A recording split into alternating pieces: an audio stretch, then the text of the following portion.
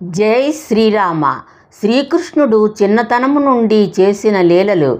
నెలబాలుడు పూతన రాక్షసిని సంహరించెను. 3 నెలల బాలుడు శకటాసుర రాక్షసుడిని సంహరించెను. 1వ సంవత్సరము బాలుడు తృణావర్తుడు రాక్షసుడిని సంహరించెను. 4వ సంవత్సరములో మధ్యవృక్షాలను పడగొట్టడము, అందులో వచ్చిన నలకూబర మణిగ్రీవులకు శాప విమోచనము కలిగించెను. 5వ సంవత్సరములో గోపికల ఇళ్లల్లో పాలు పెరుగులతో దోబూచులాడెను. రేపెల్లె వదిలి బృందావనము వెళ్ళెను. 7వ సంవత్సరములో కారుచిచ్చు పొగ మ్రింగెను. కాళీయ మర్దనము చేసెను. గోవర్ధన పర్వతము ఎత్తెను.